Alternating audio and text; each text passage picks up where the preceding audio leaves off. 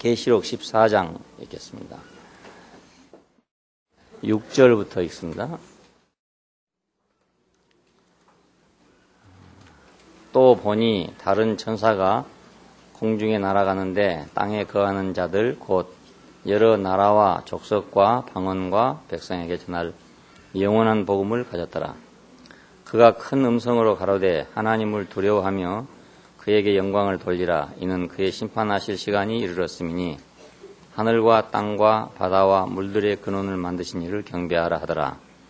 또 다른 천사 곧 둘째가 그 뒤를 따라 말하되 무너졌도다 무너졌도다 큰 성 바벨론이여 모든 나라를 그 음행으로 인하여 진노의 포도주로 먹이던 자로다 하더라.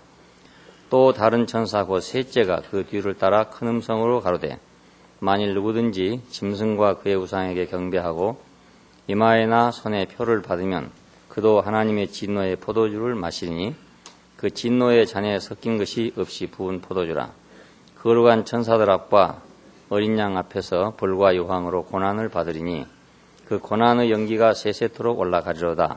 짐승과 그의 우상에게 경배하고 그 이름의 표를 받는 자는 누구든지 밤낮 쉼을 얻지 못하리라 하더라. 성도들의 인내가 여기 있나니 저희는 하나님의 계명과 예수 믿음을 지키는 자니라.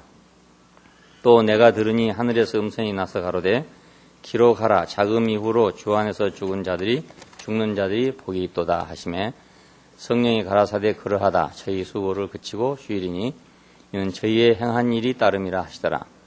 또 내가 보니 흰 구름이 있고 구름 위에 사람의 아들과 같은 이가 앉았는데 그 머리에는 금면류관이 있고 그 손에는 이한 낫을 가졌더라.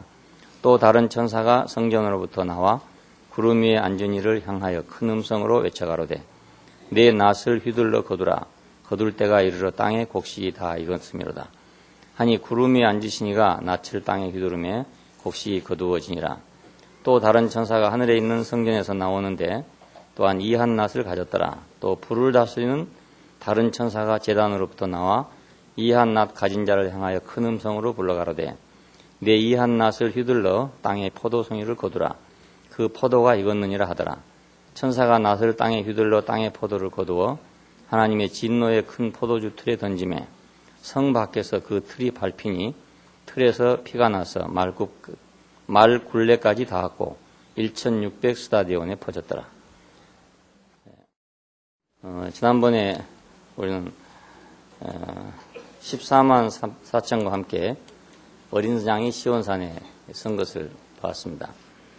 반면에 그 용은 짐승과 함께 바다 모래가에 섰다. 이런 그림을 보았습니다. 이건 이제 용과 어린 양과의 전쟁입니다. 그리고 현실적으로는 사탄과 그리스도의 전쟁입니다. 오늘 이제 이 전쟁 다음에 세 천사의 경고와 마지막 그 추수가 있는데 수확물이 나오는데 첫 번째 있는 시온산에 있는 14만 4천은 첫 열매에 해당되는 사람들입니다. 곡식이 익을 때 맨 먼저 익은 첫 열매의 첫 단은 제사장에로 가져가고 그 제사장 그것을 성전에 드리도록 그렇게 레위기에 보면 규정되어 있는데 이 사상이 이제 첫 열매 사상, 첫 아들 사상 이런 사상이 되고 예수 그리스도를 가르쳐서 우리 중에 처음 익은 열매다. 죽은 자 가운데서 처음 익은 열매다. 이렇게 표현을 했어요. 첫 열매는 좌우간에 이기는 자에 해당됩니다. 12장에서 여자가 아기를 낳았는데 그 아기가 하늘로 올라가더라. 이건 첫 열매를 말합니다. 첫 열매는 승리자를 말하는 것이죠. 그리고 오늘은 이제 두 번째 열매입니다. 이것은 첫 열매를 거두고 한 50일쯤 되면 전체 수확을 거두는 절기라고 합니다. 이것을 우리가 잘 아는 대로 오순절이라고 그렇게 말합니다. 왜냐하면 50일째라 해서 오순절이라고 말합니다.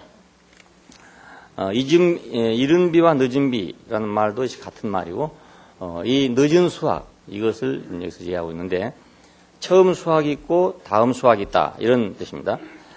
이것은 첫 수확이 거두어진 후에 이루어진 일이니까 첫 수확이 거두어진 후에 땅의 사정을 지금 얘기하고 있죠. 어린아이가 올라가고 난 후에 여자는 광야로 나가고 용은 그 여자를 쫓아서 광야로 나갔다. 이렇게 되어 있거든요. 그건 이제 땅으로 나갔다는 얘기입니다. 그러면 첫 열매가 거두어진 다음에 두 번째 열매는 또 어떤 과정을 거쳐서 거두어진다는 것을 의미합니다.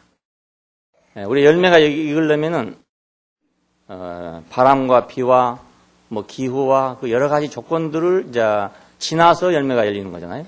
근데 처음 익은 열매는 이미 그걸 지나서 익어버렸고, 그러니까 하나님 전에 들어갔고, 다음 열매가 왜 아직 안 익었냐? 그럼 이건 아직도 어떤 과정을 거쳐야 하기 때문에 아직 덜 익고 있는 거죠. 햇빛이 부족했다든지 바람이 부족했다든지 아니면 영양분이 부족했다든지 여러 가지 이유가 있어가지고 아직 덜 익은 상태에 놓여 있는 걸 말합니다. 그러니까 두 번째 수확을 거두는 문제는 용이 땅으로 내려오는 것과 관계되죠. 첫 번째 수확은 용이 하늘에 있을 때 거두어진 것이고, 두 번째 수확은 용이 땅에 내려올 때 거두어지는 그런 수확입니다. 그래서 용이 땅에 내려오면 땅에 있는 자에게는 화가 있다 하는 말이 나왔습니다. 하늘에 있을 때하고 땅에 있을 때하고는 다르잖아요.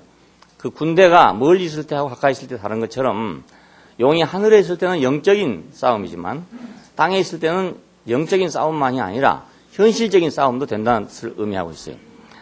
자, 용이 땅으로 내려왔습니다. 이때 이제 세 천사의 경고가 나오는데 첫 번째 천사, 이 천사는 7장 9절로부터 17절에 나오는 사건하고 연결이 됩니다. 계시록은 두 파트로 갈라졌다고 볼 수 있는데 5장부터 11장까지 하고 12장부터 이제 22장까지 하고 이렇게 갈라져 있는데, 첫 번째 부분에서는 개괄적인 것을 말하고 두 번째 부분에서는 구체적인 걸 말합니다. 그러니까 다시 반복되고 있다고 생각하면 됩니다. 반복되는데 그것은 구체성을 가지고 반복되고 있다. 자, 오늘 여기는 지금 그렇기 때문에 7장 9절에서 17절까지를 우리가 참조하면서 이걸 보게 되는 겁니다. 영원한 복음을 가졌더라 이러는데, 여기서 영원하다 이 말은 물론 우리가 잘 아는 대로 끝이 없다 이런 말입니다. 그런데 여기서 말한 말을 말세의 복음을 가졌더라 이렇게도 번역할 수 있습니다. 왜냐하면 이 영원이란 말을, 이 아이온이란 말이 이제 영원하다는 의미가 있는 반면에 말세라는 의미도 있습니다. 자, 그 고린도전서 10장 11절에 보면 저희의 다수가 우상 숭배와 간음과 원망을 하다가 멸망하였나니 말세를 만난 우리에게 경계로 기록되느냐 할 때, 이 말세를 만난 우리에게 할 때는 같은 아이온이라는 단어입니다. 그러니까 왜 같은 단어를 한편으로는 영원하다고 번역하고 또 이런 경우에는 말세라고 번역한가 하는 것은 그 말세의 영원의 문턱이 말세입니다. 그렇기 때문에 말세를 지나면 영원이 되는 거죠. 영원의 문턱이 말세니까. 그래서 여기서는 영원한 복음이라고 하는 것보다는 말세의 복음이라 이렇게 말한 거에도 정확할 것 같습니다. 말세의 복음이다. 이 말은 마지막 소식이다 이런 뜻이죠. 마지막. 왜냐하면 지금 마지막 수확을 하는 자리니까 마지막 수확을 하려면 마지막 복음이 전해져야만 마지막 수확을 할 거 아니겠어요? 마지막 햇빛이 비치든지 뭐 마지막 바람이 불든지 하여간 마지막 뭐가 돼야 마지막 수확을 거두게 된 거죠. 그래서 이건 마지막 복음이다 이렇게 번역할 수 있습니다. 그리고 여러 나라와 족속과 방언과 백성에게서 전할 복음이다 이렇게 되어 있거든요. 왜 그러냐 하면 지금 먼저 휴거된 사람, 먼저 추수된 사람은 지금 어떤 이유로인지 열매가 빨리 익었단 말입니다. 먼저 익었어요. 그게 더 좋은 조건에서 익었죠. 그러니까 하나님의 말씀을 듣고 깨달아서 자기 인생을 어떤 환난 없이도 아버지 품으로 돌아간 사람도 있습니다. 근데 어떤 사람은 말씀을 듣지만 여러 가지 사정을 인해 가지고 자간 뭐 이리 빼고 저리 빼고 하다가 매도 맞고 좀 뜨거운 꼴도 보고 뭐 이러다가 이제 겨우 해가지고 하나님 앞에 돌아오는 사람도 있잖아요. 이런 사람이 결국은 먼저 앞서지 못하고 뒤에 가는 거죠. 그렇지 않겠어요? 우리가 하나님 말씀을 듣고 좋은 말을 할 때 그냥 얼른 가면 그 이제 첫 열매가 될 수 있는데, 말씀을 듣긴 들었는데 또 뭐 세상이 더 보인 게 있다든지 뭐 좀 끌리는 게 있다든지 뭐 이런 여러 가지 사정이 있어가지고, 물론 자기대로는 사정이죠. 사정이지만 그 사정 봐줍니까? 그런 사정을 인해 가지고 민청거리다가 그러다가 늦게 익었다 이 말입니다. 나팔이 불어서 라는 소리가 왔는데 먼저 그냥 듣고 바로 간 사람도 있고 집에서 문청거리다가 늦게 간 사람도 있잖아요. 또 아주 뒤를 돌아보다가 소금기둥이 된 사람도 있고, 야, 이런 개념을 가지고 우리가 생각하면 됩니다. 그러니까 여러 나라와 족속과 방언과 백성에서 이 말은 먼저 택함 받은 사람이 아니라는 뜻이죠. 그러니까 널리 퍼져 있는, 이거 이방인이라고도 말하지만 꼭 이방인이다 유태인이다 이렇게 말할 것이 아니라 하나님의 말씀을 누가 먼저 받고 누가 그 먼저 받은 말씀을 성숙시켜서 그것이 익어졌느냐 그 문제입니다. 여러분. 그래서 그것이 먼저 익으면 유태인이 되는 것이고 사실은 늦게 익으면 그 이방인이 되는 거죠. 우리가 생각하면 하나님이 유태인에게만 하나님의 말씀을 줬다 이렇게 생각하기가 쉽지만 하나님이 어째 꼭 유태인에게만 줬겠냐 이겁니다. 많은 사람에게 다 똑같은 혜택을 줬지만은 그 중에 그걸 먼저 받은 사람이 있고 먼저 받지 못한 사람이 있고 그렇습니다. 하나님이 먼저 주고 나중 줘서 그런 게 아니라 사람이 준비되지 않았기 때문에 먼저 받을 수가 없단 말입니다. 예를 들면 모세가 산에 올라가서 하나님을 뵙고 하나님 말씀을 받아서 그걸 돌판에 새겨가지고 왔습니다. 그러면 우리가 성경을 기록을 보면 하나님이 모세를 따로 불러가지고 모세에게만 귓속말로 이렇게 해줬다 이렇게 생각하기 아주 쉽게 돼 있어요. 근데 왜 하나님은 모세를 따로 불렀을까? 사람처럼 뭐 편애해서 누구를 따로 부른 게 아닙니다. 하나님의 음성을 들을 사람이 그 시대에서 모세 이외에 없기 때문에 그렇습니다. 예. 왜 하필이면 그 시대에 다메섹으로 가던 사울에게 예수님께 나타났겠습니까? 그것은 그 번개치는 소리를 듣고도 사울아 사울아 어찌하여 네가 나를 핍박하느냐 하는 소리를 들을 수 있는 사람이었기 때문에 그런 것입니다. 그러니까 먼저 익은 것과 나중에 익은 건 이런 차이죠. 여러 나라와 족속과 방언과 백성은 사방을 얘기합니다. 사방. 항상 우리가 성경 읽으면 넷을 같이 해요. 나라와 족속과 백성과 방언과 이렇게 얘기하는데 이것은 사방 얘기합니다. 사방. 이 사방은 이방인을 얘기합니다. 근데 이방인이라는 게 원래 뭐 타고난 게 아니라 하나님의 말씀을 늦게 받으면 이방이라고요. 그렇잖아요. 우리도 그 역사적으로 본다면 우리가 이방인 아닙니까? 유태인이 먼저 있고 우리가 있고 하니까. 그렇지만은 우리가 역사적으로만 생각할 일이 아니라 우리는 어떤 이유로 하나님의 말씀을 못 받은 사람들이고 그 사람들은 어떤 이유로 하나님의 말씀을 받을만 하기 때문에 받았던 사람들이잖아요.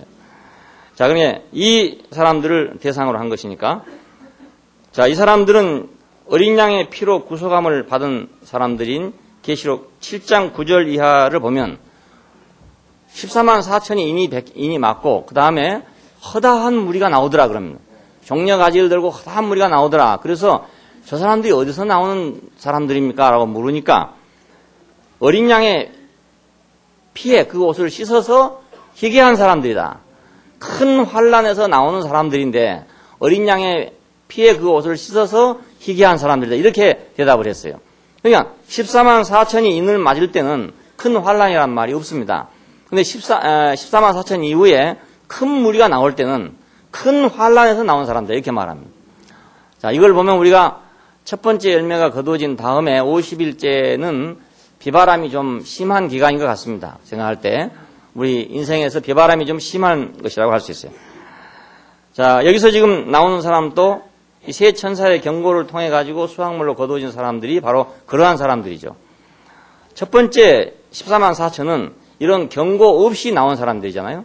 근데 지금 이 다음 수학을 하는 사람들은 이런 경고를 통과해서 나오는 사람들이니까 왜 이런 경고가 나오겠습니까? 그것은 어떤 문제가 있기 때문에 이런 경고가 나오게 된 것이죠.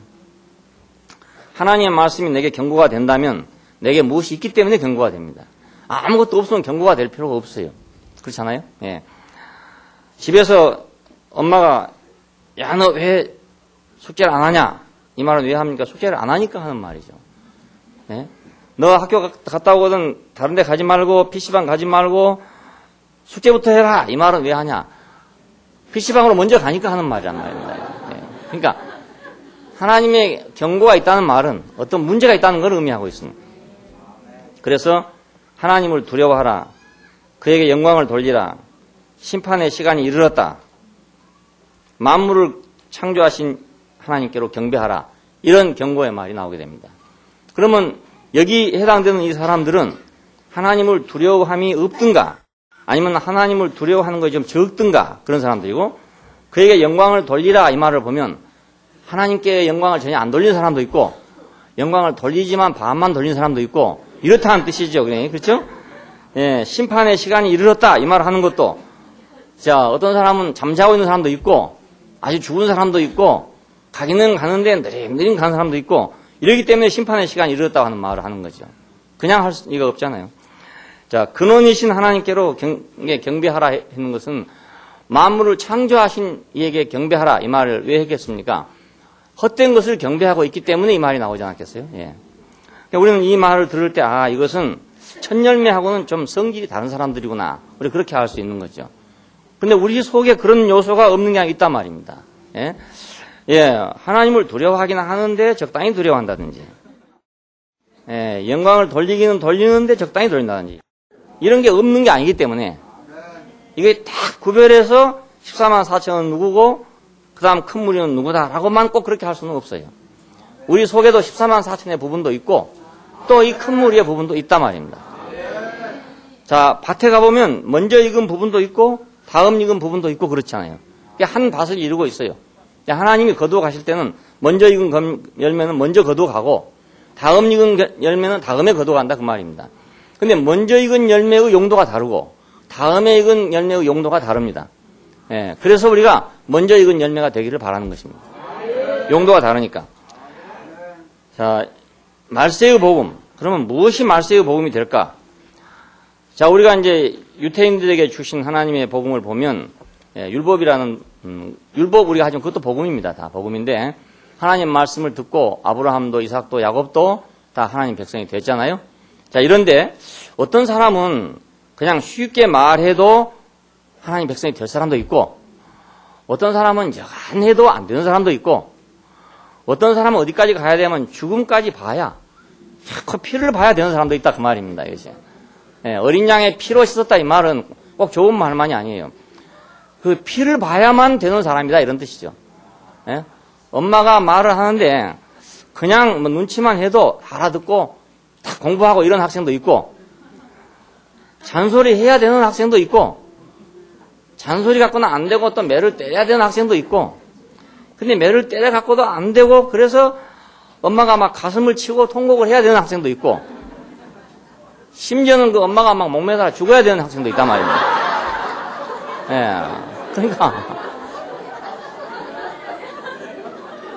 이런 사정입니다. 이런 사정입니다. 그러니까 우리가 어느 때 우리가 말을 들어야 할 것인가, 우리가 잘 측량을 해야 되는 거죠. 엄마가 죽기 전에 해야 되지, 예? 죽고 나서야 그때야 후회하고, 이건 내가 나 때문에 우리 엄마 죽었네 이렇게 하고 있어야 소용이 없는 거 아니겠냐 이겁니다. 그렇잖아요?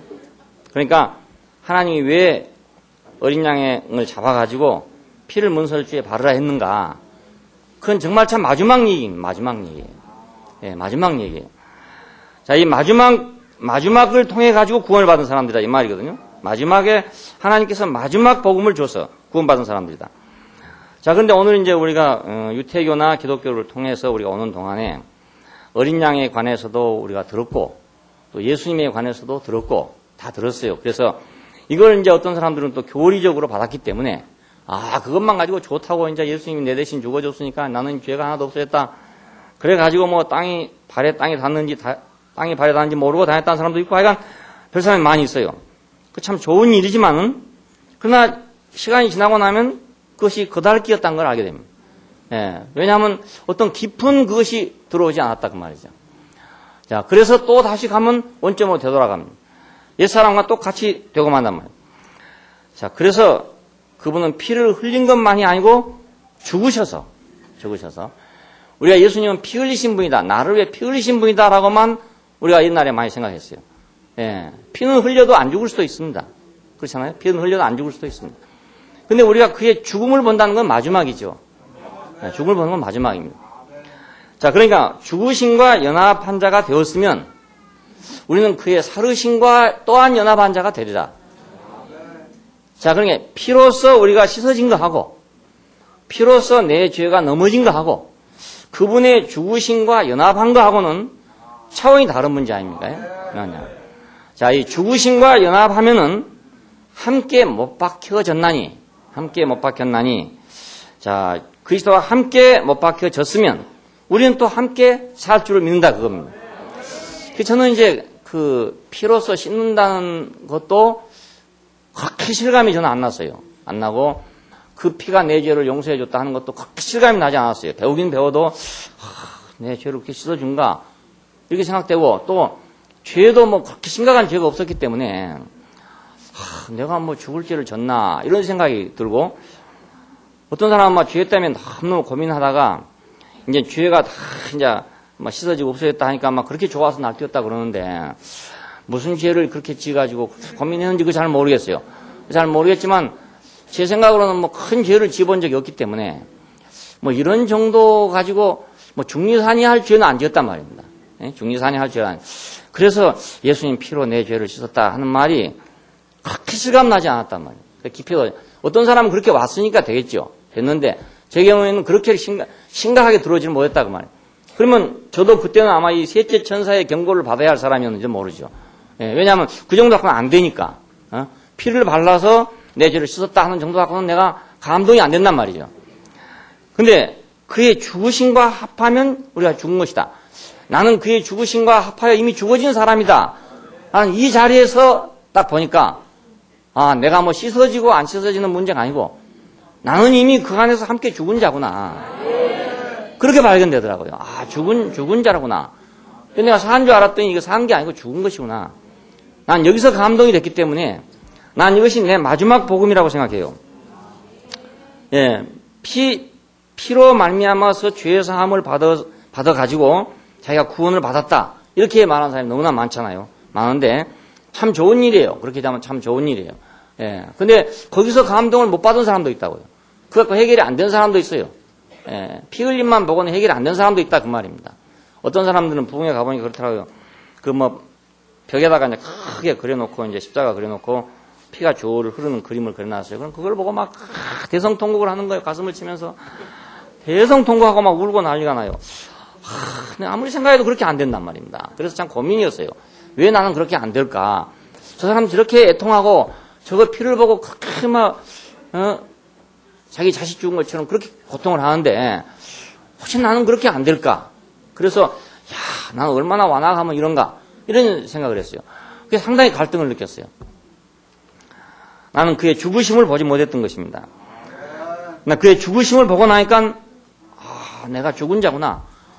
그 나 때문에 죽었단 말이 이것이구나. 결국은 그의 죽으심을 나에게 보여줌으로써 내가 죽은 자란 걸 보게 하는구나. 그렇게 알게 됐어요. 그래서 나는 이것이 나한테는 마지막 복음이었구나 이렇게 생각하기 때문에 말세의 복음이란 것은 그의 죽으심을 보이는 것이 말세의 복음이라고 생각해요. 그래서 모든 인류가 다 그의 죽으심을 본다면 그러면 이제 뭐 기독교가 뭐 어쩌고 불교가 어쩌고 뭐 이파가 어쩌고 저파가 어쩌고 할 필요가 전혀 없죠. 뭐 이단이니 사이비니 정통이니 이따위 소리 할 필요가 전혀 없어요. 그 십자가 앞에서 우리가 다 죽은 자라는 것이 발견되면 그게 무슨 장로교가 무슨 소용이 있으며 그 감리교가 무슨 소용이 있으며 천주교가 또 무슨 소용이 있으며 불교가 무슨 소용이 있냐 이겁니다. 아무것도 소용이 없어요. 아무 소용 없어요. 그 아무것도 소용이 없으면 싸우지 않을 거라고요. 안 그렇습니까? 뼈다구가 그래도 몇 년 됐지만 그래도 씹은 먹을 게 있으니까 걔들이 싸우지. 그 걔들이 요즘은 그런 걔들 없겠지만은 하도 먹을 게 많으니까 옛날에는 걔들도 먹을 게 없으니까 그 뼈다구들이 뭐 그냥 닳고 닳아가지고 하게 돼가지고 완전히 뭐 그냥 아무것도 먹을 거 없는 그걸 가지고도 깨먹고 앉았다고요. 배고프니까. 그러니까 걔들은 그거 가지고 싸우죠. 다만 거기 뭔가 좀 남아있으니까. 근데 전혀 쓸모가 없다 그러면 걔들도 안 싸울 거란 말입니다. 걔들도 안 싸워요. 그러니까 우리가 주장하던 모든 것들이 아무 소용없는 것이라는 걸 알게 되면 그러면 아무도 안 싸우게 될 거 아닙니까? 그렇잖아요? 우리 보고 뭐 이러니 저러니 하는 사람도 있고 한데 그 사람들도 정말로 자기들이 죽은 자라는 것이 발견되면 그런 헛된 일을 하고 인생을 낭비하고 있지 않을 거라 이겁니다. 그렇잖아요? 우리 그거 알고 나니까 그건 헛된 일을 할 수가 없어요. 너무너무 시시한 일이기 때문에 할 수가 도저히 없어요. 옛날에 그걸 모를 때는 저도 어디가 잘하는가 잘못하는가 그거 쫓아다니고 싶었어요. 그래가지고 잘못한 놈은 다 잡아내고 싶고 그런 생각이 있었단 말입니다. 조금만 틀리면 안 된다는 생각이 있었고 이랬어요. 그런데 뭐 죽은 자리에서 보니까 뭐 조금 틀리냐 안 틀리냐 이런 것이 다 소용이 없어요. 예. 죽은 사람이 뭐 조금 덜 틀리고 안 틀리고 그런 차이가 있습니까? 예. 살았을 때 뭐 이게 조금 틀리고 안 틀리고 그렇지. 죽은 사람 속에는 뭐 조금 나은 거 못 나은 거 이런 게 전혀 없습니다. 뭐 시체 놓고 뭐 빛깔이 좋네 안 좋네 이렇게 하지만 예. 그 빛깔이 좋으면 뭐라고 안 좋으면 안 좋으면 뭐 하겠습니까? 다 죽은 건데 그렇잖아요. 예. 그러니까 이것이 영원한 복음이고 말세의 복음이라고 생각해요. 아, 그가 죽었다가 살아났다. 그가 완전하게 죽어서 장사 지낸 바 되고 사흘 만에 다시 살아났다. 예? 그 죽은 거 이걸 보여주는 것이 말세의 복음이라고 생각해요. 이 자리를 보지 못하면 어차피 우리는 또 싸워야 됩니다. 예, 피를 가지고도 싸워야 돼요. 피 가지고도 많이 발라졌니 적게 발라졌니 하고 싸우게 되고 그게 뭐 양의 피냐 염소의 피냐 갖고도 또 싸우게 된다고요. 송아지 피냐 염소 피냐 수송아지 피냐 암송아지 피냐 이거 갖고 또 싸우게 된다고요. 어차피 그래서 종교는 계속 싸울 수밖에 없게 돼요. 십자가 안에서 우리가 죽은 자로 발견되고 거기서 내가 죽은 것이 알아져야만 이 모든 것이 끝난다고 생각합니다. 이것이 말세 복음이라고 생각해요. 자, 여기서 우리는 또 추수가 돼야 된다 그 말입니다. 아, 여기서 내가 내게는 아무것도 없구나. 이건 다 죽은 것뿐이고 아무것도 없구나. 하나님만이 유일하시고 그분이 나를 이렇게 쓰시든지 혹은 저렇게 쓰시든지 그분이 원하는 대로 쓰실 뿐이지 내게 있는 것이 뭐 내가 빛깔이 좀 좋습니다 안 좋습니다 할 수가 없다 이 말입니다. 예? 죽은 사람이 염라대왕 앞에 가가지고 내 빛깔이 좀 낫지요 이렇게 하겠냐 이겁니다. 그렇잖아요. 예. 둘째 천사가 이제 나타나서 말했습니다. 자, 이건 이제 8장하고 연결됩니다. 8장, 9장하고 연결됩니다. 향단에서 기도가 올라가고, 신원하는 기도가 올라갔죠. 그러니까. 그랬더니 7 나팔이 이제 불기 시작을 했다는 것이 8장에서 9장까지 있는 내용입니다. 자, 그 내용에서 막 여러 가지 재앙들이 막 나오잖아요. 그 재앙들이 이상한 재앙들이었어요. 뭐 별들이 떨어지고 뭐 물들의 근원이 막 마르고 뭐 피가 되고 막 이런 재앙들이었는데 대체 그것이 뭐였는가? 뭐 하느라고 그랬는가? 밤새도록 소쪽새는 왜 울었던가 하는 것처럼 왜 그런 거 있었던가? 그것이 지금 여기 나온단 말입니다. 큰 성 바벨론에 무너졌다는 것이 나옵니다. 예, 바벨론의 멸망이 여기서 지금 보여지고 있어요. 그러니까 그 막 난리치고 천둥 번개 치던 그것이 뭐 하는 것이었냐? 그 바벨론이 무너지는 거라고 그런 거라고 합니다. 큰 음녀에 받을 심판이다 이렇게 되었습니다. 많은 물 위에 앉은 큰 음녀에 받을 심판인데 이것이 큰 음녀는 또 누구냐? 여기서는 말이 없지만 17장에 가면 이것이 큰 성 바벨론이라고 되어 있습니다. 큰 성 바벨론이야. 자, 여기 많은 물 위에 앉았다 이러는데 이 많은 물이라는 말도 되지만 이것은 깊다는 말도 됩니다. 깊다는 말도. 자, 그러니까 깊다는 말은 어디하고 연결되냐면 창세기 1장 2절하고 연결됩니다. 땅이 혼돈하고 공허하고 흑암이 깊음에 있단 말은 깊은 물 속에 있다 그 말입니다. 흑암이 깊은 10년 가운데 있다. 그러니까. 자, 깊은 물 위에 앉아 있다. 이렇게 해석하면 창세기 1장 2절하고 연결이 되겠죠. 깊은 물 위에 앉아 있다. 자, 이 깊은 물, 이것은 사망의 물이었죠. 땅을 덮고 있는 사망의 물이었습니다. 그 물 위에 앉아 있는 여자라는 뜻입니다. 이건 큰 성 바벨론을 얘기합니다. 크다는 말은 이건 위대하다는 뜻입니다. 위대하다. 우리가 메가톤급이다 뭐 이런 말 하는데 그 메가라는 말이 히라바에서 나온 말입니다. 크다 이런 뜻인데 이건 분량적으로 부피적으로 크다 하는 것도 되지만 여기서는 위대하다 이렇게 생각해요. 위대하다. 그 세상은 위대한 거잖아요. 그리고 사람들은 그 위대한 것에 모두 현혹되어 있습니다. 큰 것에만 아니라 위대한 것에 현혹되어 있어요. 그러니까 이 위대한 바벨론이죠. 위대한 바벨론. 자, 우리가 느부갓네살 왕이 꿈을 꿨을 때 어떤 꿈을 꿨습니까? 머리는 정금이고, 위에는 은이고, 노치고, 쇠고, 이래가지고 거대한 신상을 봤는데 이것이 위대한 바벨론을 의미합니다. 위대한 바벨론. 근데 그것이 공중에서 날아온 작은 뜨인돌 하나에 그만 와르르 무너져버리고 말더라. 그리고 그 뜨인돌이 온 지면을 덮더라. 이렇게 돼 있어요. 이건 뜨인돌은 그리스도를 상징합니다. 그러니까 세상이 아무리 위대하게 보여도 왜 그것이 넘어지냐면 금도 있고 은도 있고 구리도 있고 쇠도 있는데 왜 넘어지냐? 발을 보니까 흙하고 쇠하고 같이 버물러져 있다고요. 예, 그러면 흙하고 쇠하고는 아무리 단단하게 버물려 놔도 그건 그냥 허물어져 버리고 말합니다. 세멘트를 우리가 사용할 때 왜 모래를 사용하냐면 흙을 사용하면 될 텐데 왜 모래를 사용하냐면 흙에다가 세멘트를 섞어 놓으면 안 되기 때문에 그렇습니다. 흙은 다 허물어져 버리기 때문에 안 된단 말입니다. 그래서 모래를 사용하죠. 그리고 이제 이 기둥 같은 거 이런 철근 콘크리트 할 때는 왜 모래만 쓰지 않고 자갈을 쓰느냐. 자갈을 써야 그게 단단하기 때문에 그렇습니다. 모래보다 단단하기 때문에. 그러니까 그 거대한 신상이 왜 무너졌냐면 우에 때문에 무너진 게 아니고 발 때문에 무너진 겁니다. 발이 그렇게 생겼으니까. 세상의 실상이 그렇다는 뜻이죠. 겉은 위대하지만 결국 허물어질 수밖에 없는 그런 요소를 가지고 있다는 뜻입니다. 음행으로 진노의 포도주를 먹이던 자다.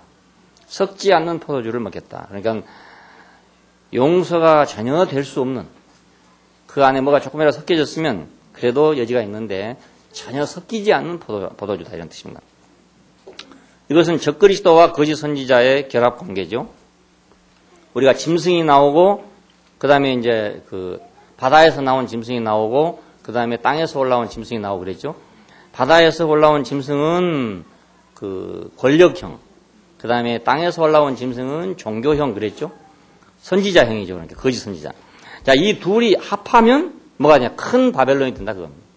그래서 세상은 모든 제국은 종교와 결합해서 제국이 됐습니다. 또 큰 종교는 반드시 제국과 결합해서 큰 종교가 됐습니다. 그렇지 않고는 될 수가 없어요. 우리가 가장 이제 대표적인 것이 로만 캐토릭입니다. 물론 영국 교회도 있고 독일 교회도 있고 다 있는데 이것들은 전부 국교지요. 이건 대단히 위대한 것들입니다. 위대한 것들인데 어떻게 이렇게 위대한 것이 됐냐면 그건 권력과 합해지기 때문에 그렇습니다. 예, 권력과 합해지지 못하면 그렇게 커질 수가 도저히 없어요. 지금 중국에서 기독교는 법률상으로는 공인되어 있지만 권력에 의해서 아직 해방될 수가 없게 되어 있습니다. 그러니까 커질 수가 없죠. 만일에 중국 공산당이 저걸 이제 완전히 풀어놨다. 그렇게 되면 감당할 수 없이 커질 겁니다. 그런데 권력이 지금 잡고 있단 말입니다. 그래서 허가를 해줘가지고 허가 받은 사람만 해라 이렇게 되고 있으니까 허가를 받으려면 그 권력과 뭔가 결탁을 해야 허가를 받지. 그렇지 않으면 허가를 받겠습니까? 못 받죠. 예. 그러니까 위대해지려면 이 둘이 결합해야 위대해집니다. 그렇지 않고는 위대해질 수가 없어요. 어느 종교든지 종교가 커가지고 그것이 세력을 확장하려면 세상 권력하고 야합해야 된다. 그렇지 않고는 안 돼요. 기업도 마찬가지입니다. 장사를 크게 하려면 권력하고 합해야 됩니다. 권력이 없으면 큰 장사를 할 수 없어요. 예, 미국 같은 자본주의 국가를 하더라도 큰 기업들은 전부 다 어떤 권력과 관계를 가지고 있어요. 예, 그렇지 않고는 커질 수가 없단 말입니다. 그러니까 여기서 크다는 거, 이 위대하다는 거 여기에 현혹되면 우리는 그리스도를 따를 수가 없어요. 예, 그 원리가 그렇기 때문에 원리가 적그리스도와 거짓 선지자의 결합체로 이루어질 수밖에 없기 때문에 그렇습니다. 무너졌도다 큰 성 바벨론이여. 자, 이건 느부갓네살 왕의 꿈에 그 제국이 무너지는 그것과 똑같은 현상입니다. 무너졌다 큰 성 바벨론이여. 그럼 이 큰 성 바벨론 어디서부터 왔습니까? 창세기 11장에 있는 바벨탑으로부터 왔죠. 야, 그것이 자 바벨론 제국을 형성해 가지고 메데, 파사, 히랍, 로마를 거쳐서 이런 열국들로 표현되고 꼭 그 열국이란 말이 아니라 그런 열국들로 표현되고 오늘날에 와서는 또 어떤 열국들로 표현되는데 그것이 미국이다, 소련이다, 중국이다 꼭 이런 말이 아니라 하나님의 백성으로 하여금 하나님을 향하지 못하게 하는 것, 이스라엘로 하여금 여호와께 제사를 드리지 못하게 하는 것이 바로의 권세였습니다. 마찬가지로 오늘날 세상은 무엇이 그러면 사람들을 자꾸 앉아가지고 하나님께로 가지 못하게 막고 있는가 하는 걸 보면 옛날처럼 황제가 잡고 있는 게 아니라 다른 많은 황제들이 있어요. 컴퓨터 황제도 있고요.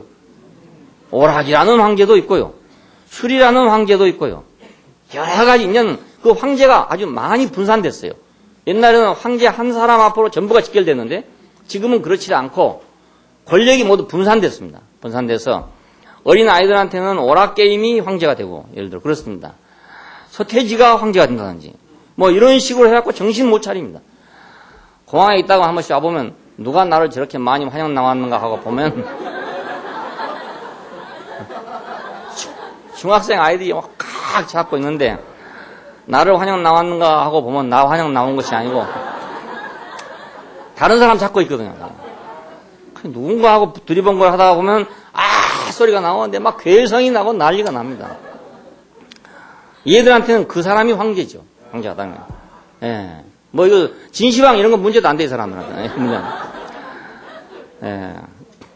그 세상에 황제가 이제는 많습니다. 아주 너무너무 많아져가지고 하나님 백성을 끌고 가는 것들이 너무너무 많아졌어요. 너무 많아졌어요. 이건 아주 극단적인 것으로부터 시작해가지고 그렇지 않은 것까지 모든 분야에서 하여 어찌하든지 내가 하나님의 열매가 되지 못하도록 많은 모든 것이 다 바벨론이 된 셈이죠. 전부가 바벨론. 이걸 총체적으로 표현한 것이 근성 바벨론입니다.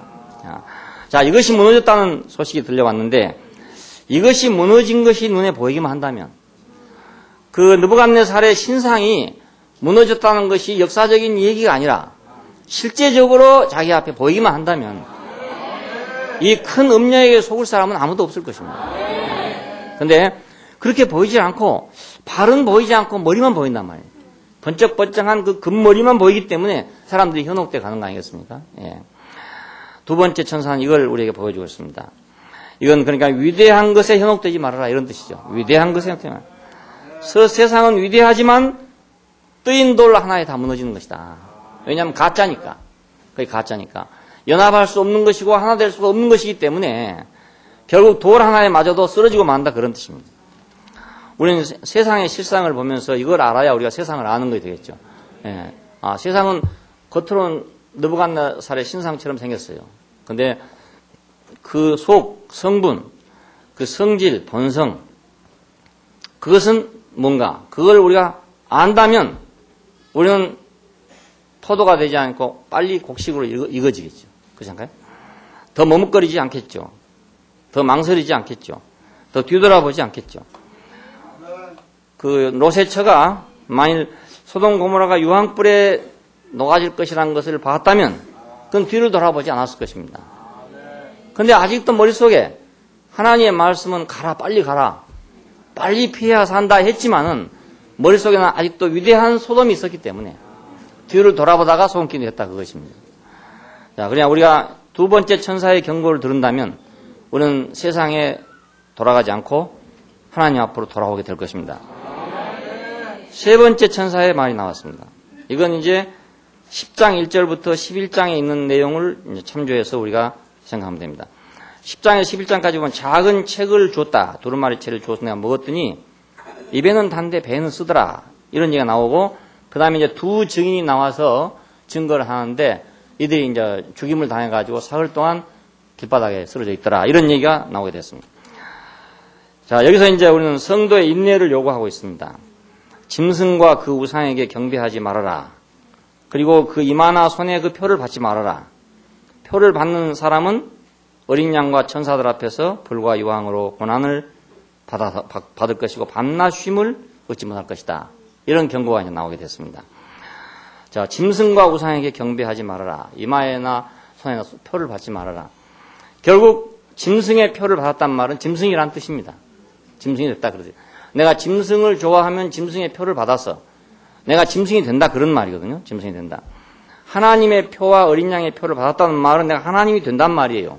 이것은 위격상으로 하나님이 된다는 말이 아니라 성분상으로 하나님이 된다 그런 뜻입니다. 예, 위치상으로 내가 하나님이 된다 이 말이 아니고 이것 때문에 지금 많이 오해가 되고 있는데 성분상으로 하나님과 하나다 이 말입니다. 여기도 마찬가지로 짐승의 표를 받으면 성분상으로 짐승이 된다 그 말입니다. 내가 느부갓네살 왕은 될 수가 없어요. 그렇잖아요? 내가 고레스 왕은 될 수가 없단 말입니다. 내가 네로가 될 수가 없어요. 하지만은 그 표를 내가 받으면은 성분상으로 나는 네로라 그 말입니다. 성분상으로 네로라. 그러니까 오늘날 역사적인 네로는 없지만은 성분상 네로는 많죠. 예, 지금도 역시 마찬가지로 역사적인 느부갓네살은 한 번 나서 죽었지만은 성분상 느부갓네살은 많죠. 그렇지 않습니까? 그러니까 오늘 모든 사람은 다 이 표를 받으면 그 성분을 받게 된다 그겁니다. 자, 그래 계시록에 나오는 이 것도 구체적으로 어떤 사람을 놔두고 염두에 두고 한 말일 수도 있어요. 그 사람의 수, 짐승의 수한 말 나올 때도 666 나올 때도 네로라는 이름을 해석하면 이제 네로가 된다는 거죠. 그렇게 말할 수 있어요. 그런데 그 네로는 이미 죽었습니다. 죽은 지가 벌써 오래돼서 우리하고 상관이 없어요. 근데 지금도 성분상 네로는 있다 그 말입니다. 성분상 네로. 요한계시록은 그 성분상 네로를 얘기하고 있습니다. 자, 짐승과 우상에게 경배하지 말아라. 짐승, 그 우상, 자, 바다에서 올라온 짐승, 땅에서 올라온 짐승, 이거죠? 짐승이란 게. 거기다 경배하지 말아라.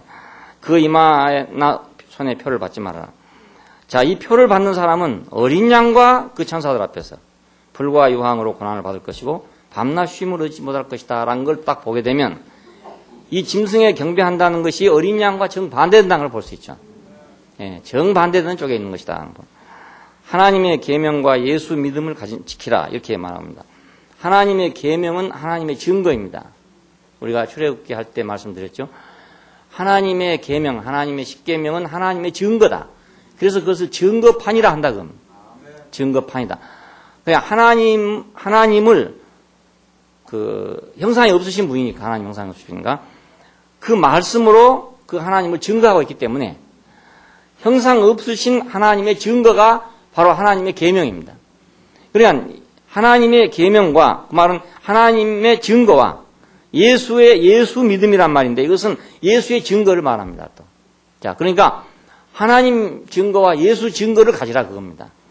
예, 짐승의 증거를 갖지 말고 하나님과 예수의 증거를 가지라 그거거든요. 자, 그러면 세상 앞에 우리가 짐승의 증거를 가지면 우리는 짐승의 증인이 될 것이고 또 짐승으로 보여지게 될 것이고 하나님의 증거를 가지면 하나님을 증거할 것이고 하나님으로 보일 것이죠, 당연히. 그렇잖아요? 야, 출애굽기에서 7장에서 하나님 모세에게 말씀하기를 내가 너를 바로 앞에 신이 되게 하겠다. 내가 너를 바로 앞에 하나님이 되게 하겠다 그 말이거든요. 하나님이 되게 하겠다. 그러니까 우리는 하나님이 될 수 있는 거예요. 사람이 어떻게 하나님이 되냐? 아닙니다. 사람이 하나님이 될 수 있는 겁니다. 예, 무슨 하나님이 되냐? 창조자, 절대자 하나님이 된다는 말이 아니고 예, 바로 앞에 신이 되게 하겠다. 바로 앞에 하나님이 되게 하겠다. 예, 그건 성분상 얘기 됩니다. 성분상. 예, 모세는 분명히 모세입니다. 모세도 죽었지 않습니까? 예? 어차피 육신을 가진 사람이에요. 80살을 먹어서 늙었고요. 똑같은 사람이에요. 그런데 바로 앞에 하나님이 되겠다는 말은 창세기 1장에 있는 그 하나님이란 말이 아니란 말입니다. 예, 바로 앞에 그 하나님의 성분을 가진 사람이 되게 하겠다. 우리 그 성분을 가지면 그 사람이 되는 거라고요. 예, 하나님의 증거와 예수의 증거를 가진 사람. 그러니까 지금 예수는 없지 않습니까, 세상에. 예수는 없어요. 그런데 예수의 증거를 가진 사람이 있죠. 예, 예수의 증거를 가졌단 말, 어떤 교리를 가졌단 말이 아니라 예수의 성분을 가졌다 그 말입니다. 예수의 성분. 예수의 성분을 가졌으니까 우리가 세상에 대해서는 예수지요. 안 그렇습니까? 예, 세상에 대해서 예수란 말이거든요. 이 말을 못 알아들으니까 지금 이제 비난을 하고 이제 그 큰일 났다고 난리가 나고 있어요. 지금 자기들은 뭐 꼭 소금 뿌려놓은 미꾸라지처럼 난리가 났는데 예? 자기들은 정말 놀랄 일 아닙니까? 정말 아니 사람을 하나님이라 한다 그러면 놀랄 일 아니겠습니까? 그렇잖아요. 예. 예수님 당시에 사람을 하나님이라고 하니까 얼마나 그 사람 놀랐겠습니까? 그래서 참남하다. 네가 참남하다. 이럽니다. 그 예수님이 답답해서 그랬어요. 하나님의 말씀을 받은 자들을 신이라 하였거든. 이런 말을 왜 했습니까? 그리고 하나님께서 너희를 신의 아들들이다. 신이다. 이렇게 했거든. 너희가 그렇게 안 지켰다 이겁니다. 안 살았다 이겁니다. 안 살았다. 그냥 하나님은 우리를 하나님이 되게 하려고 지었어요. 예. 그 위격상으로 그 하나님이 되게 하려는 말이 아니고 성분상으로 하나님이 되게 하려고 했단 말이에요. 하나님 아들이란 말이나 하나님이란 말 같은 말입니다. 예. 하나님 아들이란 말이나 하나님의 소생이다, 하나님의 아들들이다 하는 말과 하나님이라는 말은 같은 의미가 된단 말입니다. 절대적인 의미에서는 다르지만 상대적인 의미에서는 같은 거예요. 왜냐하면 성분을 얘기하는 것이니까. 예. 위격을 얘기하는 게 아니라 성분을 얘기하는. 아버지와 아들은 위격상으로는 다르죠. 아버지 위격하고 아들 위격은 달라요. 근데 성분은 같아요. 성분은 같아요. 자, 예수님께서 나와 아버지는 하나다 했을 때 그 성분을 얘기한 것이지. 그 위격을 얘기한 게 아니다 그 말이에요. 모세를 바로 앞에 신이 되게 하겠다 이 말은 성분을 말한 거지 위격을 말한 게 아닙니다. 자, 하나님의 증거와 예수의 증거를 가진 자들이다. 가져야 한다. 자, 우리가 마지막 심판은 어떻게 올 것인가? 어린 양이 심판의 기준이 될 것이니까. 그렇죠? 어린 양은 하나님의 증거와 예수 믿음을 가진 사람, 예수 증거를 가진 사람이니까 그가 기준이 돼서 심판이 될 것이다 이겁니다. 그것만이 진실이고 그것만이 영원하기 때문에 그렇습니다. 그래서 하늘의 음성이 나왔습니다. 자고로 주 안에서 죽는 자들이 복되다. 바벨론에 속하여 짐승과 우상에게 경배하고 그 표시나 그 표를 받는 것보다 그 주 안에서 죽는 것이 복되다 이 말. 주 안에서 죽는 자가 복되다 이 말은 바벨론에서 짐승과 우상에게 경배하고 그 표를 받느니 죽는 게 낫다 이런 뜻입니다. 네. 그렇잖아요? 그것보단 죽는 게 낫다 이겁니다. 왜 그러냐 하면 어린 양 앞에서 어린 양과 그 천사들 앞에서 불과 유황으로 고난을 받을 것이고 밤낮 쉼을 얻지 못할 것이기 때문에 잠시 있는 바벨론에 속해서 짐승과 우상에게 경배하고 그 표가 있는 그 표시가 된 것보다 짐승의 표시자가 되는 것보다 그 말이지. 네? 짐승의 우상의 표시자가 되는 것보다 나를 보면 누구든지 아 저거 짐승이구나 이렇게 알게 하는 것보다 그 말이죠. 내가 짐승이 되는 것보다 차라리 주 안에서 죽는 것이 더 복되다 그 말입니다. 이게 복되다. 네. 그렇지 않겠습니까? 네. 우리가 어디 가든지 아 저거 짐승이구나 이렇게 하는 것보다 차라리 죽는 게 낫죠. 네? 사람으로서 죽는 게 낫지 살아가지고 저거 짐승이다 하는 것보다 낫지 않나 이겁니다. 네. 자, 주 안에서 죽는 자가 복되다 하는 말이 그런 뜻입니다.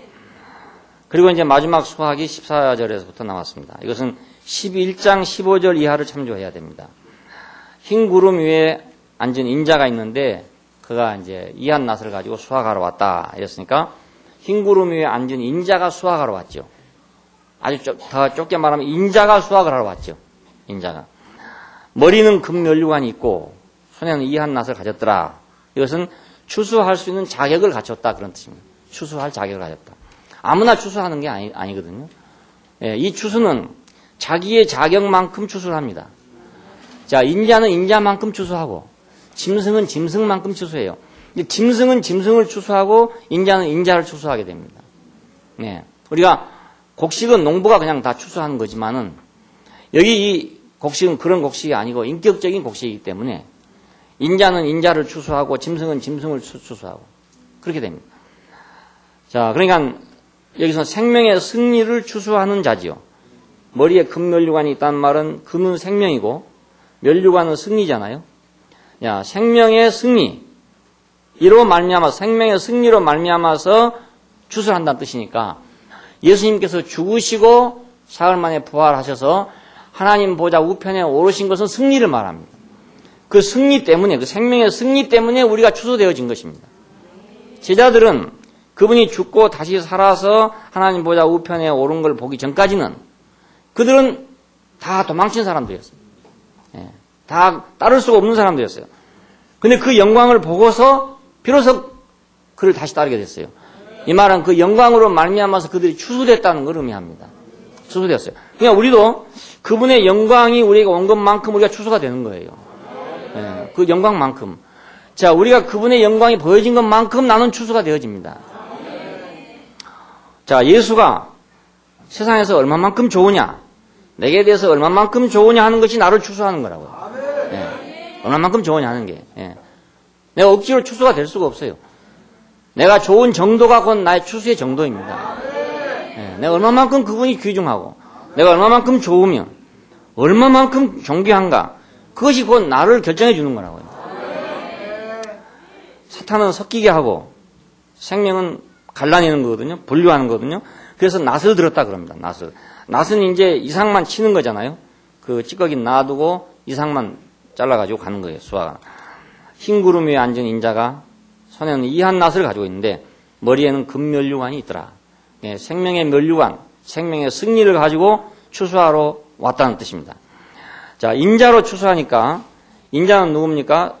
삶과 죽음을 거쳐서 부활하신 분을 인자라고 합니다. 삶과 죽음을 거쳐서 부활하신 분.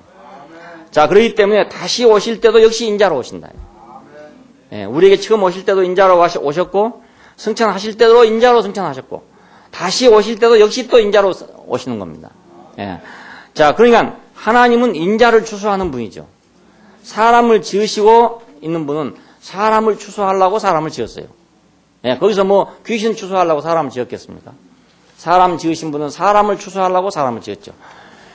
보리를 뿌린 사람은 보리를 추수하려고 보리를 뿌립니다. 밀을 뿌린 사람은 밀을 추수하려고 밀을 뿌리죠. 사람을 지으신 분은 사람을 추수하려고 사람을 지으신 거라. 그러니까 우리가 세상에서 사람 되라, 사람 되라 그런 얘기를 해요. 사람 되란 말. 사람 되란 말이 무슨 말인지 잘 모르고 하지요. 이제 도덕적이고 사회적이고 그런 의미에서 사람 되라 늘 그렇게 얘기합니다. 근데 하나님 나라에도 똑같아요. 사람 되란 말은 똑같습니다. 예.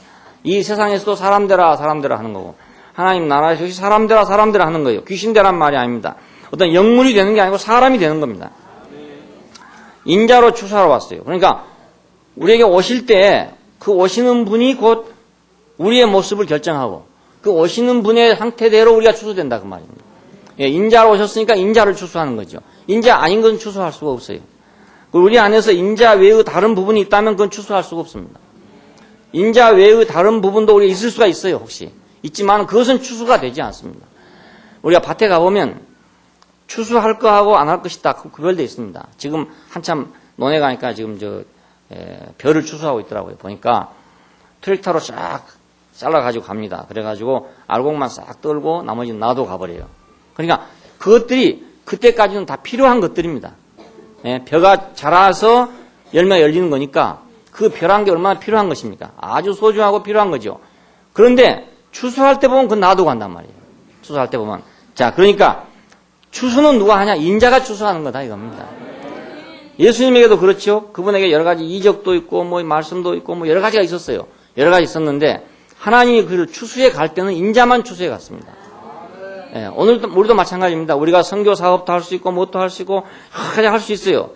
할 수 있는데 추수의 대상이 되는 건 그게 아닙니다. 그 사업이 아니고 인자 그것만 추수한다 그겁니다. 그가 뭐 얼마나 많은 것을 했느냐, 많은 일을 했느냐, 얼마나 큰 일을 했느냐 이걸 추수하는 게 아니라 인자 그걸 추수한단 말입니다. 근데 세상은 추수할 때 가보면 그 큰 것을 추수하죠. 사업을 추수합니다. 그래서 장례식 연결식장에 가면 그 사람에 대한 이력서가 쫙 나오잖아요. 나오면 이제 이 사람은 뭐 한 사람이고 뭐 한 사람이고 무슨 업적을 남겼고 이런 업적을 쫙 소개를 합니다. 그 추수지 알고 보면. 예, 그 추수 아닙니까? 그런데 하나님 나라에서는 그건 소용이 없어요, 이제. 예, 그건 소용없고 인자이기 때문에 인자만 추수한다.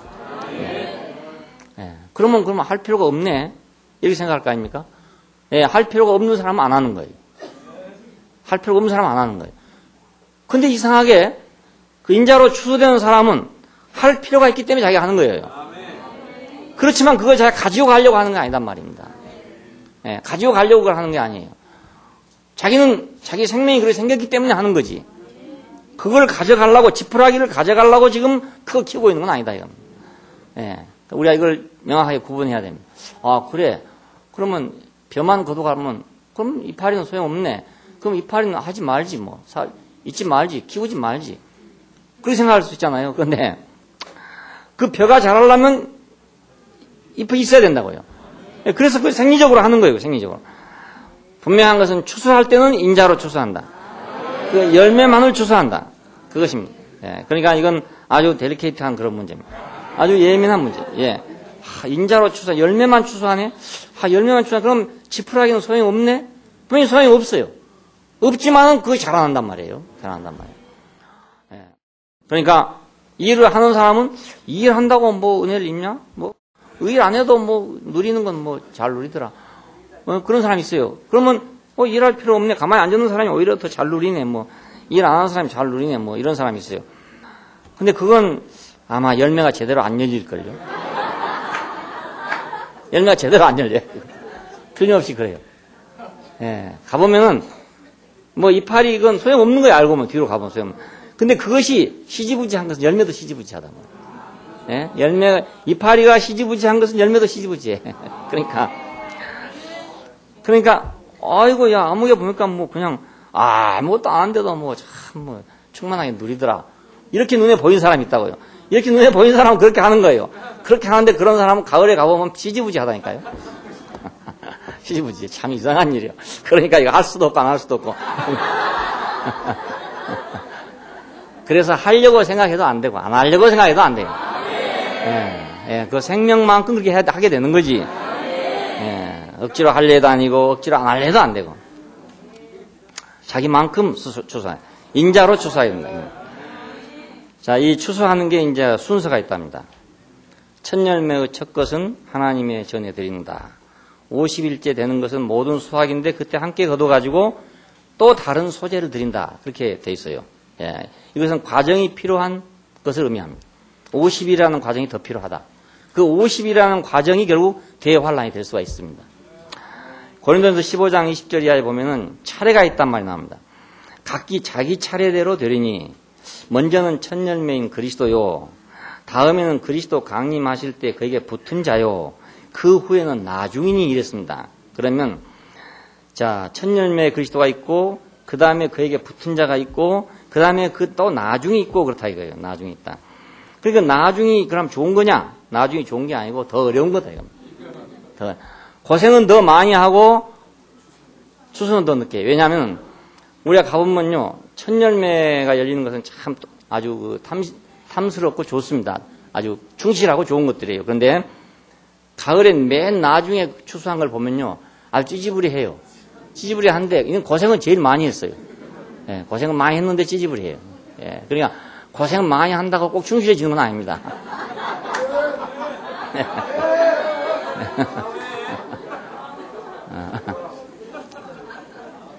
그러니까 될 수 있는 대로 고생 안 하시기를 바라고.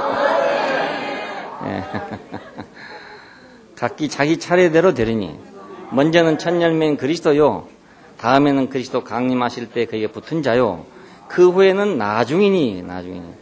될 수 있는 대로 이 나중이 안 되기를 바랍니다. 계시록 7장에는 이는 큰 환란에서 나오는 자들인데 큰 환란에서 나온답니다. 환란에서. 그냥 환란 속에서 이제 익었다 이 말이죠. 환란 속에서. 환란 속에서 구원을 받았다. 환란 속에서 정신을 차렸다. 이런 말도 되고 환란 속에서 비로소 이제 하나님께로 돌아왔다. 이런 말이 되게 됩니다. 12장에서는 그 여자의 남은 자손으로 더불어 싸우려고 바다 모래 위에 섰더라. 그 남은 자손, 이것은 그러니까 이제 용과 대결을 해야 되는 거죠. 그렇잖아요? 그 첫 아들은 그 여자가 구로해가지고 여자가 고생을 해갖고 낳았습니다. 낳았는데 남은 자손들은 여자도 고생하겠지만 남은 자손들도 함께 고생해야 됩니다. 왜? 용이 이미 땅으로 내려가서 바다 모래가에 섰으니까요. 그리고 물에서 올라온 짐승이 어떤 짐승입니까? 머리가 7이고 뿔이 10인 그런 짐승 아닙니까? 자, 이런 엄청난 짐승하고 대결해야 된다 이겁니다.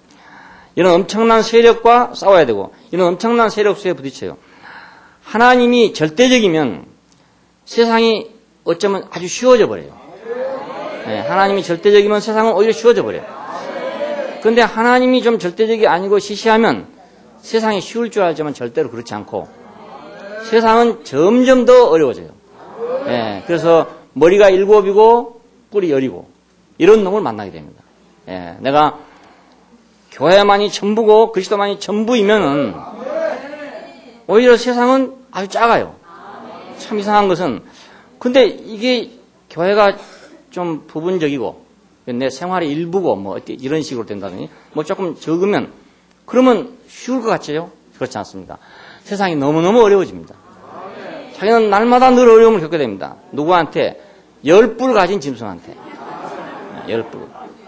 뿔은 권세잖아요. 뿔은 권세를 상징합니다. 그러니까 10뿔이 있다는 말은 완전한 권세라는 뜻이거든요. 완전한 권세. 그러니까 우리가 교회 안에서도 이제 보면 그래요. 그런 사람들을 보면 고생을 더 많이 해요. 더 많이 하고 남보다 더 고생을 더 많이 해요. 그 여자의 남은 자손으로 더불어서 싸우려고 바다 모래 위에 섰더라. 전쟁이 있다 그 말이거든요. 전쟁이 있다. 그리고 저 사자가 그 포획을 하는데도 보니까요. 그 양이든지 뭐든지 하여간 떼를 지어 가면은 그 떼 속에서 아무거나 잡아먹지 못하더라고요. 그 떼를 몰아가지고 나고자 된 놈을 잡아먹더라고요. 항상 분리시켜가지고 나고자 된 그 놈을 쫓아가지 전체 떼를 잡아가지 않아요. 그러니까 가에서 비실비실 하다가 잡혀먹는 거죠. 뭐. 변두리에서 비실비실 하다가 잡혀먹는 거지 중심에 들어가지고 죽자사자 딸린 놈은 안 잡혀먹어요.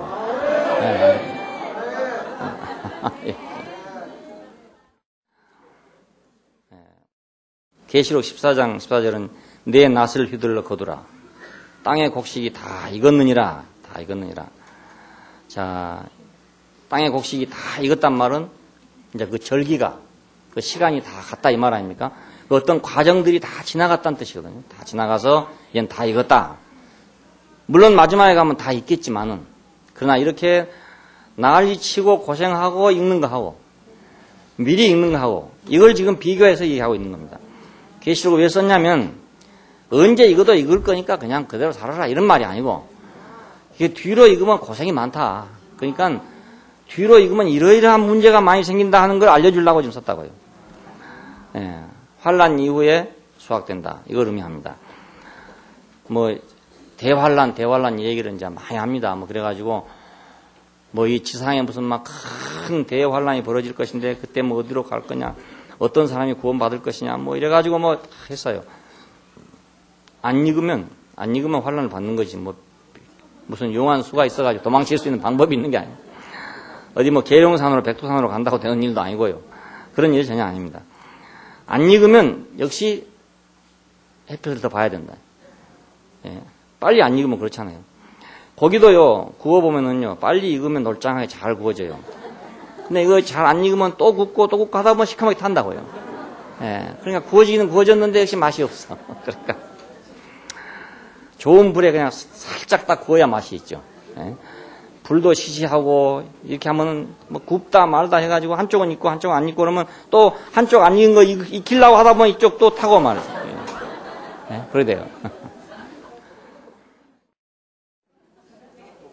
하나님의 백성 중에는 두 부류가 있다 하는 걸 지금 계시록은 계속 얘기합니다. 두 부류가 있다. 첫 열매의 부류가 있다. 두 번째 열매의 부류가 있다. 이걸 우리에게 경고로 말해주는 겁니다. 예, 첫 열매의 부류는 전적으로 하나님을 위한 것이다. 그리고 하나님과 어린 양에게 속한다. 예, 어린 양과 함께한다. 그냥 이것이 보좌 앞으로 휴거된다 이거거든요. 그리고 이건 하나님께만 오로지 속한다 이런 뜻입니다. 그리고 두 번째 부류는 하나님 백성은 백성인데 환란을 통해서만 구원을 받는다. 통해서만. 사람 누군지 그래요. 아무리 뭐 좀 빌빌한 사람도 자기한테 환란이 오면 정신이 바짝 나더라고요. 나가지고 깨끗해져요. 사람이. 예, 죽음 앞에 이르면 깨끗해지거든요. 그러니까 우리가 죽지 않았어도, 내가 꼭 뭐 암 선고를 안 받았어도 내가 지금 죽음 앞에 늘 있다고 생각해야 돼요. 예. 꼭 선고를 받고 나서야 아이고 나는 죽겠구나 이렇게 생각할 거 아니고 나는 항상 죽음 앞에 있구나 이걸 생각해야 되죠. 예. 그러니까 더 성숙할 기간이 필요하다 이 말이죠. 이 두 번째 부류는 더 성숙의 기간이 필요하다. 그 기간을 사탄이 이용한다 그겁니다. 예. 하나님이 그걸 그렇게 괴롭게 하는 게 아니고 그 더 성숙할 기간이 있는 동안에 사탄이 그것을 이용해서 핍박도 하고 유혹도 하는 기간입니다. 예. 우리가 빨리 간다면 유혹할 기간이 없을 것이고 핍박할 기간이 없겠지만 시간을 지연시키고 있으니까 그만큼 핍박할 기회도 많아지고 유혹할 기회도 많아질 거 아니겠어요? 시간이 많으니까요. 자, 그래서 짐승과 싸워야 하는 문제가 생겨야 됩니다. 짐승과 싸워서 이겨야 하는 문제가 생깁니다. 여기서 잘못하면 맥혀 죽는 것이고, 잘하면 싸워서 이기는 것이고 그렇습니다. 다 구원되는 게 아니고 여기서는 이제 자기만큼 싸워가지고 이기면 되고 못 이기면 죽고 이런 상황 가운데 놓이게 된다 그런 뜻이에요. 자, 그러니까 환란 후에 수확되는 것보다 환란 전에 수확돼야 되지 않겠는가. 예, 그러니까 먼저 입맞은 자들은 분명히 환란 전에 구원받을 것이고, 그죠? 이제 환란까지 넘어가는 사람들은 이제 마지막 수확이 돼가지고 들어가긴 들어가지만 역시 뜨거운 맛을 보고 구원받는다. 그냥 마지막은 포도송이를 거둔다 하는 뜻입니다. 또 다른 천사가 성전으로부터 나와서 이한낫을 가졌더라. 역시 거기도 이한낫을 가졌습니다. 근데 불을 다스리는 천사가 제단으로부터 나와가지고 그 낫을 휘둘러라 이렇게 했다는 거예요. 불을 가진 천사가. 그 전에는 낫을 가진 천사에게 다른 천사가 나와서 낫을 휘둘러라 땅에 곳이다 익었다 이렇게 말했는데 여기는 이한낫을 가진 이에게 뭐라고 말하냐면 물론 인자도 아니지만은 이한낫을 가진 천사지요. 천사. 불을 다스리는 천사가 제단으로부터 나와가지고 거두라 하더라 이겁니다. 성전으로부터 나온다는 거하고 제단으로부터 나온다는 것에 차이가 있어요. 성전은 이미 안방이고요. 제단은 바깥 마당입니다. 마당이고 제단은 심판하는 것이고 성전 안은 누리는 것입니다. 그러니까 성전 안에서 나와서 추수하는 것하고 제단에서 나와서 추수하는 건 다르죠. 제단에서 나와 추수하는 건 심판을 의미하는 것이고 성전 안에서 추수하는 건 지 식구를 자기 식구 챙기는 거다 이 말입니다. 자기 식구 챙기는 거예요. 그러니까 여기서 흰구름 위에 앉은 인자가 추수하는 것은 자기 식구 챙기는 것이고 여기서 지금 불을 다스리는 천사가 제단으로부터 나와가지고 챙기는 것은 이건 심판을 하는 걸 의미합니다. 심판을. 그래서 포도송이를 거둔다고 되어 있어요. 자, 여기서는 뭘 찾고 있는 것인가? 성전에 필요한 것이 있는가 없는가 그걸 찾는 겁니다. 예? 제단은 뭐 하는 것입니까? 성전에 필요한 것이냐 안 한 것이냐 그걸 심판하는 것이 제단입니다. 그래서 거기서 필요한 것은 성전 안으로 들어가고 필요하지 않는 것은 밖에 버리는 겁니다. 불로 태우거나 피를 쏟거나 죄를 갖다 동편 재버리는 곳에 버리거나 그렇게 하는 것이 제단입니다. 자, 그러니까 성전 안으로 가져갈 것이냐 안 할 것이냐 이 문제죠. 우리 식탁의 요리들은 대부분 그냥 원색적으로 요리를 해가지고 그냥 갖다 놓고 우리가 이제 발커서 먹습니다. 생선도 그냥 우리가 해서 뼈다귀는 뼈다귀 고르고 다 이렇게 해서 우리가 직접 먹는데 서양 요리 같은 경우는 이제 좀 발달되어 있기 때문에 그 주방에서 다 갈라가지고 뼈는 뼈대로 다 가르고 못 먹을 건 다 갈라내버리고 그냥 먹을 수 있는 것만 딱 식탁에 올려놓는다고요. 예, 그러면 그 주방은 뭐 하는 겁니까? 제단이나 마찬가지죠. 예, 거기서 먹을 수 있는 것만 골라내는 것이죠. 자, 이건 마찬가지입니다. 제단은 성전 안에 들어갈 수 있는 것만 골라내는 것입니다. 그러니까 성전에 필요 없는 것은 밖으로 버리는 거죠. 이것은 심판을 의미합니다. 자, 곡식도 익었고 포도도 익었다. 예? 곡식도 익고 포도도 익었다. 곡식은 뭐냐? 소재용입니다. 하나님께 바치는 소재용. 근데 포도는 뭐냐? 진노용이다. 진노용. 그래서 둘이 다 익기는 익는데 하나는 소재용으로 들어가고 하나는 진노용으로 들어간다. 예수님 비유 가운데는 밀과 가라지 비유를 했습니다. 그래서 밀을 심었는데 가라지를 뿌려놨구나. 어느 날 가서 언제냐? 추수 때가 되면 열매가 열리게 될 것이다. 그래서 하나는 곡간에 들어가고 하나는 영원한 불못에 던져질 것이다. 이렇게 비유를 했어요. 같은 의미입니다. 곡식과 포도. 자, 왜 포도를 사용했냐면 그 포도를 밟아서 비틀어가지고 밟아서 포도주를 만들기 때문에 심판을 상징하기 위해 사용했어요. 포도가 또 좋은 걸로 사용한 데도 있습니다. 자, 인자로 거두어진 것은 성전에 필요한 것이고, 그죠? 사람으로 거두어진 것, 사람 된 것은, 쉽게 말하면 사람 된 것은 성전에 필요한 것이고, 그래서 성전에서 나온 천사가 거두라고 명했어요. 성전에 나온 천사. 그런데, 불을 다스리는 천사가 거두라고 한 것은 뭐냐면, 심판을 위한 것이었습니다. 다른 천사. 이것은 진노에 필요한 것이었습니다. 그래서 진노는 이런 것이다. 라는 걸 보여주기 위해서. 자, 하나님은 어린 양 안에서, 인자 안에서 그 백성을 완전하게 추수하기를 원하고 있습니다. 인자 이외의 다른 것들은 이제 포도주틀에 들어가게 될 것이다.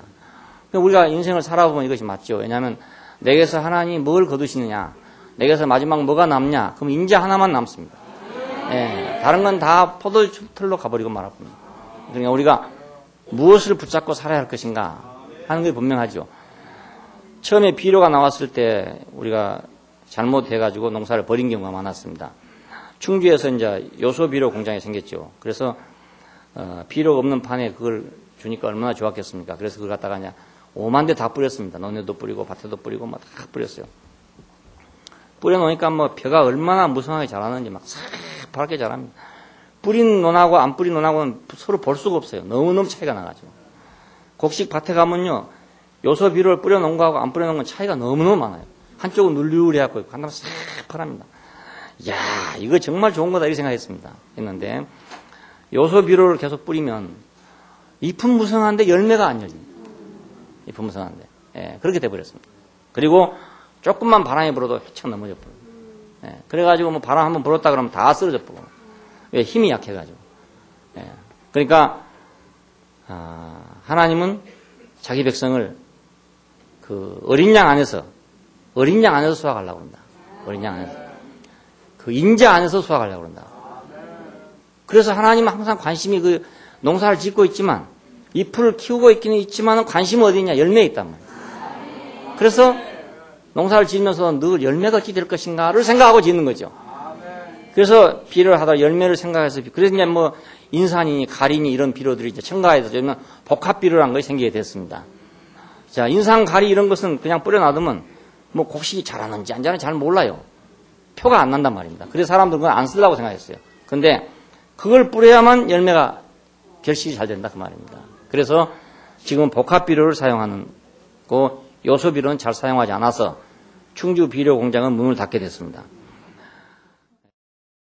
하나님은 어리석게 충주 비료 공장 같은 데서 요소를 생산해 갖고 그냥 뿌리는 분이 아니고 열매를 항상 보고 관리하신 분이기 때문에 열매가 열리기 위해서 필요한 요소만큼만 요소를 사용하고 그 외에는 사용하지 않는 분이니까 우리 인생도 우리가 인생을 경영할 때 하나님이 뭘 나한테서 경영하시는가를 내가 알아야 나도 그 보조를 맞춰서 같이 가야 되지. 하나님은 지금 열매를 향해 가는데 나는 이파리만 향해 간다. 이러면 서로가 안 맞게 될 거 아닙니까? 예, 이번에 어떤 분이 대통령인가 누군가를 아니까 그냥 아니고 청와대에서 뭐 심부름 온 사람을 만나가지고 그 유명한 분이 하신 말씀이 좀 백성과 함께 가라 그랬다고요. 함께. 너무 혼자 앞서 가버리면 백성들은 다 어디로 가냐. 그래서 젊은이들이 너무 빨리 가가지고 백성이 못 따라가는 것 같다. 그렇게 그 말씀을 했다고 그래요. 그게 아주 의미 있는 그런 말을 했죠. 아주 의미 있는 말이었어요. 좀 너만 잘났다고 그냥 가지 마라 이런 뜻이죠. 그렇지 그 말을 점잖게 하니까 그렇게 하는 거지 아니죠. 고수들이 그렇다니까요. 예. 우리 같으면 그냥 예? 당신들 뭐 잘났다고 뭐 그러냐 이렇게 할 건데 말이에요. 원체 고수니까 백성들과 함께 가야지 혼자만 앞으로 가면 어찌하냐.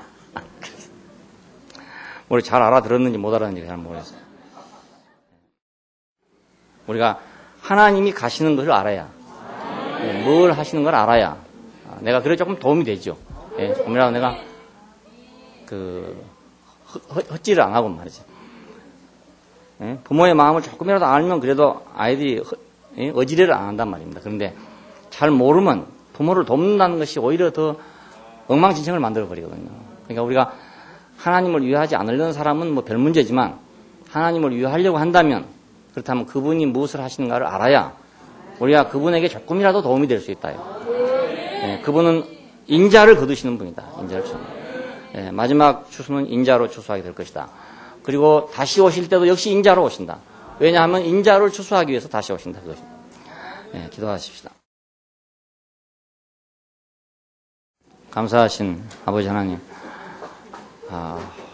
이 혼돈한 세상 속에서 우리에게 하나님의 말씀을 주셔서 빛이 비치게 해주시고 주님이 어디로 향하시는지 무엇을 원하시는지 어디에 가야 되는지 하는 방향을 여러 모양으로 우리에게 제시해 주신 것을 감사합니다. 오늘은 추수하는 모양으로 주님 자신이 가고 있는 방향을 우리에게 제시해 주시고 당신의 깊은 심중을 우리에게 알려주신 것을 감사합니다.